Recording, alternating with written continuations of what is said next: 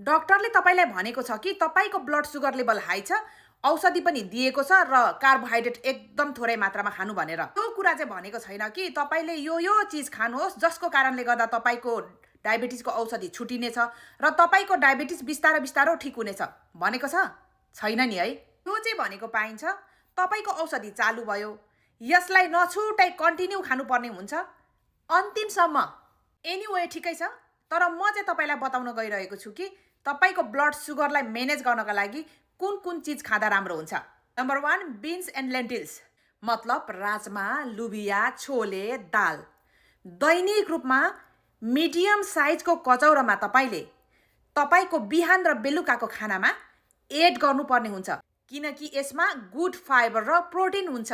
यसले तपाईको पाचन प्रक्रियाबाट रगतमा चिनीको मात्रा रिलिज गर्न ढिलो गर्दछ।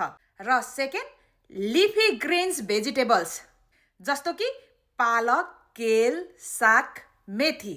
दैनिक रूपमा तपाईले यो कचौराको साइज जति बराबरको रोज तपाई एक्लैले खानुहुन्छ भने तपाईको ब्लड सुगर लेभललाई डाउन गर्नका लागि मद्दत गर्दछ, किनकि यसमा हेभी लोडेड म्याग्नेसियम र गुड फाइबर हुन्छ।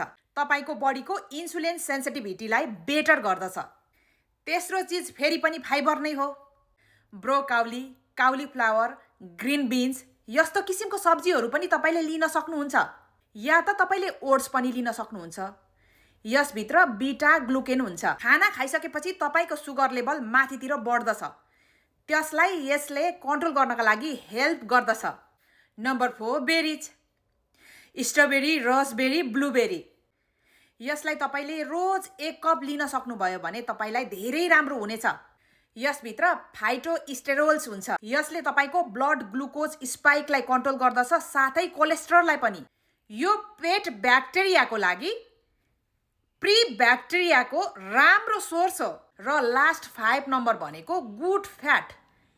यसमा तपाईले नट्सलाई पनि लिन सक्नुहुन्छ या त एभोकाडोलाई पनि। यदि तपाईले गुड फ्याटलाई आफ्नो खानामा समावेश गर्नुहुन्छ भने यसले तपाईको डाइजेसनलाई पनि स्लो डाउन गर्दछ र तपाईको ब्लड सुगर लेभललाई पनि स्थिर राख्दछ। यसै कारण तपाईले ध्यान दिनुपर्ने कुरा के हुन्छ भने यदि तपाईलाई एकचोटि डायबिटिज डायग्नोस भइसकेको छ भने यसको मतलब यो होइन कि पुरा जिन्दगीभरि तपाईले दबाई नै खानुपर्छ। नेचुरली गुड लाइफस्टाइल चेन्ज सँगसँगै तपाईले आफ्नो डायबिटिजलाई पनि ठिक गर्न सक्नुहुन्छ।